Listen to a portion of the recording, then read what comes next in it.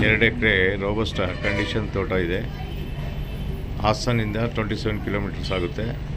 ಹಾಗೆ ಬೆಂಗಳೂರಿಂದ 210 ಕಿಲೋಮೀಟರ್ಸ್ ಆಗುತ್ತೆ.